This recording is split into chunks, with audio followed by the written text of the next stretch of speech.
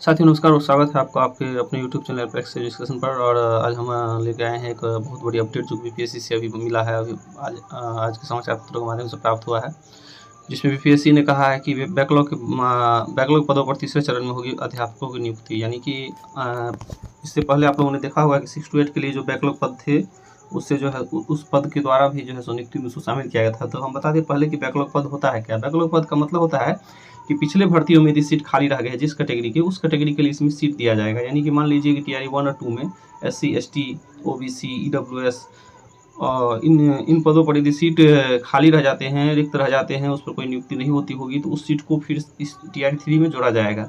ठीक है, और इससे पहले ऐसा नहीं हुआ था। नवसृजित पद पर ही यानी बहाली का प्रावधान इसमें टीआरई 3 में था, लेकिन अभी शिक्षा विभाग ने यह फैसला लिया है कि हम क्या करेंगे कि जो बैकलॉग पद है उसको हम शामिल करेंगे तीसरे चरण में अध्यापकों की नियुक्ति के लिए। तो इसमें आप लोगों को बता दें कि जनरल का कोई सीट इसमें शामिल नहीं किया जाएगा। जहाँ तक आरक्षित वर्ग का बात है कि जिस वर्ग का जितना सीट खाली रहा होगा उस समय उतने सीटों को इसमें शामिल किया जाएगा। मान लीजिए कि EWS महिला का 20 सीट यदि खाली रह गया होगा टीआरई 1 और 2 मिला करके, तो उस EWS F का 20 सीट जो है उसको शामिल किया जाएगा इस भर्ती में। ठीक है, और इसी प्रकार से यदि कोई किसी भी आरक्षित वर्ग का यदि शामिल किया जाता है तो उसको इसमें जोड़ा जाएगा। ठीक है, तो यहाँ पर ऐसा अपडेट आज मिला है, जिसमें कि 9th 10th और 6 11th 12, ठीक है, 9th 10th और 11th 12th का सीट जो है इसमें शामिल किया गया है। आपको बता दें कि 6 to 8 का पद पहले से ही सृजित किया जा चुका है।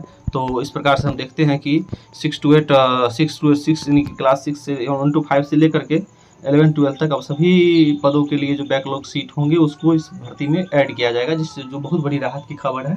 और इससे ज़रूर ही 1 2 नंबर 3 नंबर जो कट ऑफ है वह कम होने की संभावना बन जाएगी 11 12 में भी, 9 10 में भी, 6 to 8 में भी। क्योंकि किसी कारण से बहुत सारे लोगों ने ज्वाइन नहीं किया। बहुत से लोगों ने क्या किया, तो 9 10 में ज्वाइन किया लेकिन 11 12 में ज्वाइन नहीं किया, क्योंकि उनको 11 12 में मनचाहा स्थान नहीं मिल रहा था। बहुत से लोगों ने क्या किया, तो 6 to 8 में ज्वाइन कर लिया लेकिन 9 10 में ज्वाइन नहीं किया, इस कारण से कि उनको अच्छा जगह नहीं मिल रहा था।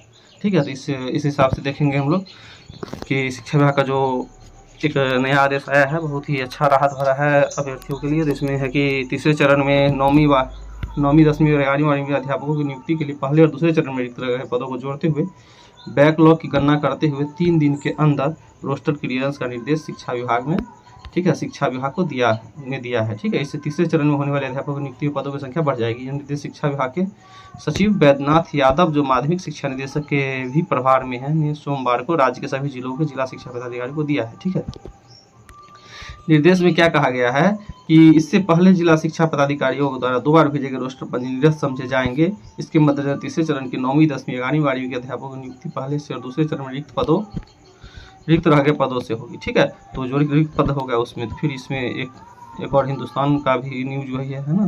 यहाँ पर हमने 2 न्यूज इसलिए लगाया है कि आप लोग जो है इसको समझ सके। इसमें है कि प्रथम और द्वितीय चरण की शिक्षक नियुक्ति के बाद 9वीं और 10वीं में रिक्त रह गए पदों को जोड़ते हुए तीसरे चरण में कोटिवार पदों की गणना का निर्देश जिला को दिया है। ठीक है, माध्यमिक शिक्षा निदेशक जो है उन्होंने यह फैसला जो लिया है, और इसके द्वारा जो है 11 12 और 9 10 इस दोनों में भी सीटों की संख्या बढ़ जाएगी। और इसमें सबसे अधिक फायदा जो होने वाला है SC ST कैटेगरी में होने वाला है, क्योंकि ज़्यादा सीट इसमें खाली रह जाता है ना। और उसके बाद EBC कैटेगरी में भी खाली रह जाते हैं बहुत सारे सीट, है ना। और ऐसे तो प्रत्येक कोटि में जो सीटों की संख्या खाली रह जाती है, क्योंकि हमने अभी बताया है कि बहुत कारण से सीट खाली रह गए।